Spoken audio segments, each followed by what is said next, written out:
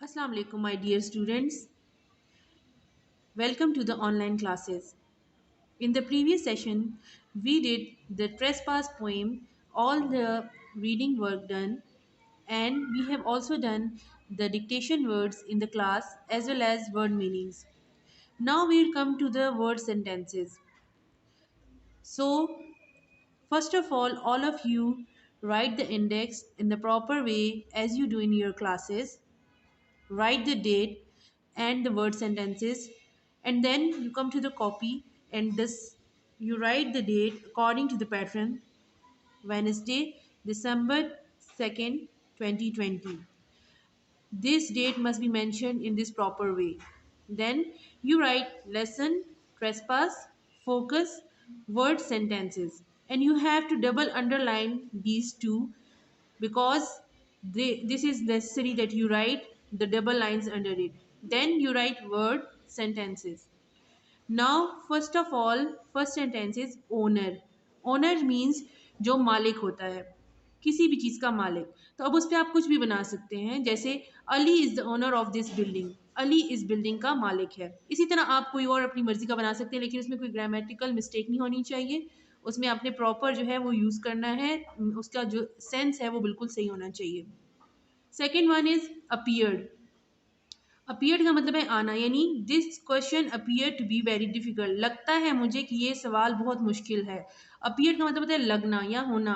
तो क्या appeared this question appear to be very difficult, इससे आप मिलता जुलता कुछ और अपनी मर्जी का भी बना सकते हैं। नेक्स्ट है स्ट्रेंजर। स्ट्रेंजर का मतलब होता है अजनबी, जिसको आप ना जानते हो। I saw stranger in my street, यानी मैंने अपनी गली में एक स्ट्रेंजर को देखा। ऐसा बंदा जिसको आप ना जानते हो, तो उसके बारे में आप इससे सेंटेंस बना सकते हैं। नेक्स्ट है फ्राउंड।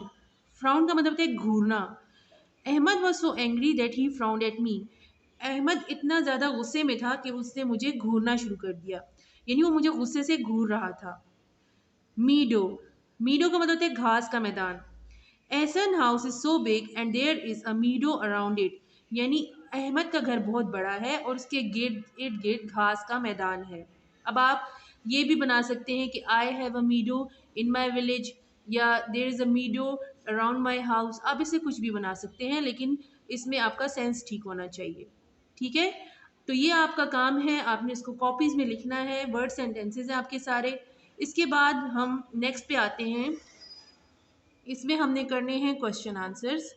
तो क्वेश्चन आंसर्स का भी सबसे पहले आपने इंडेक्स में अपना प्रॉपर मेंशन करना है। वेयर इज द इंडेक्स में आपकी कौन सी ये डेट है, ठीक है, 2nd December 2020, and then you will write trespass question answers, and then you come to your copy and then you write lesson trespass. You have to double underline it, and focus question answers, and you also have to double underline it. मुझे neat and खूबसूरत सा ज़बरदस्त तरीके से आपने काम लिख के देना है, इसमें कोई किसी किस्म की गलती नहीं होनी चाहिए।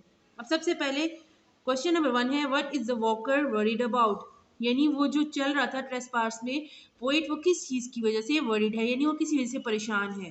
तो he is walking across a meadow swath which is privately owned, so he is worried the owner will come and punish him, यानी वो इस वजह से परेशान था कि ये किसी ऐसे रास्ते से जा रहा है जो प्राइवेटली ओन। प्राइवेटली ओन का मतलब है वो किसी की मलकियत था, उसका अपना नहीं था। And he is worried that the owner will come, कि ओनर आ जाएगा, एंड पनिश हिम, और वो उसको सजा देगा। तो जब वो वॉकर है वो चल तो रहा है उस इलाके से, लेकिन वो डरा हुआ है। ठीक है, ये पहले क्वेश्चन का आंसर है। नेक्स्ट क्वेश्चन है question number 2, why does the walker keep on going even though he is worried, यानी वो फिर भी जा क्यों रहा है, या कि वो तो परेशान है लेकिन इसके बावजूद वो क्यों चल रहा है। ठीक है, तो इसका आंसर ये है, the walker keeps on going even though he is worried because everything around him appeared so beautiful, यानी वो जो है वो परेशान तो है कि वो जा रहा है, लेकिन वो फिर भी जाता रहता है, वो रुकता नहीं है। वो इसलिए नहीं रुकता क्योंकि उसके आसपास हर चीज़ जो है उसको बहुत खूबसूरत नज़र आ रही है। अपीयर्ड सो ब्यूटीफुल का मतलब है उसको हर चीज़ बहुत खूबसूरत नज़र आ रही है।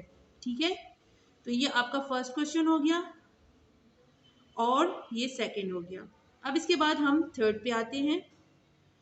What does the walker wish for, यानी वॉकर क्या, उसकी क्या ख्वाहिश थी। ये बहुत छोटा सा आसान सा आंसर है। The walker wishes that he could have such a place for himself, तो उसकी दुआ ये है कि उसके लिए भी ऐसी ही एक जगह हो जहाँ पे वो इस तरह चला करे. The walker wishes that he could have such a place for himself, यानी ऐसा ही उसके पास भी ऐसी ही जगह हो जहाँ पे वो आराम से चला करे. ठीक है, ये हो गया. उसके बाद फोर्थ क्वेश्चन है, the last question, that is question number 4.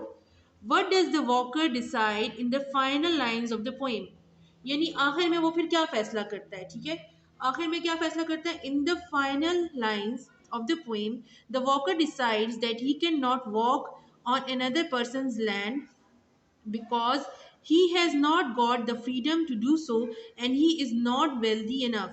यानी वो ये कहता है कि मैं जो हूँ ये इसमें आ तो गया हूँ लेकिन मैं कभी भी आइंदा किसी दूसरे इंसान के इलाके में नहीं जाऊँगा क्योंकि मेरे पास इस चीज़ की आज़ादी नहीं है और ना ही मैं इतना अमीर हूँ कि ये इलाका अपने लिए खुद खरीद सकूँ. तो इसलिए मैं कोशिश करूँगा कि मैं आइंदा इधर जाऊँ ही ना. मतलब जो है वो पोइट एक तरह से डिसअपॉइंट हो जाता है.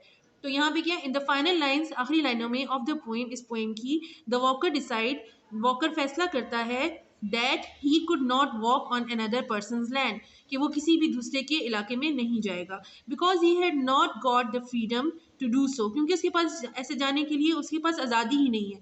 And he is not wealthy enough, और दूसरे ये कि वो इतना अमीर ही नहीं है कि वो जाए. अब स्टूडेंट्स, आपको ये सारे क्वेश्चंस जो हैं, आप अगर इसमें जब रिटर्न काम में आप शुरू करें तो आप इसमें जो है उसको पॉज कर सकते हैं वीडियो को, और आप अपने क्वेश्चन को इधर से उतार सकते हैं. ठीक है, ये आपको मैंने आपको इजीली नज़र आ रहे हैं सारे. और जब आपकी क्लास होगी तो इंशाल्लाह उसमें फिर मैं ये सारे काम आपका चेक कर लूँगी. ठीक है, तो गाइज़ ये आज का काम था आपका. तो आपने घर में सब ने इसको नीट एंड क्लीन लिखना है इसी तरह से, और हर क्वेश्चन के आखिर में आप सब ने एंड लाइन्स लगानी है, मार्जिन लाइन्स लगानी है. प्रॉपर काम मुझे नीट एंड क्लीन चाहिए. तो इंशाल्लाह जब हमारी क्लास होगी फिजिकली मैं आपका ये सारा काम फिर चेक करूँगी. तो ये आज आपका काम है, ये क्लास वर्क भी है और आपका इसी का ये होमवर्क भी है कि आपने इसको रिटर्न फॉर्म में अपनी कॉपीज़ में नीट एंड क्लीन लिखना है. So that's for all today's lecture.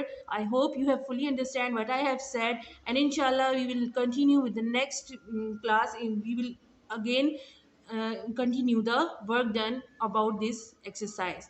So have a nice holiday, and I hope you have fully understand what I have said. Thank you so much. Allah Hafiz.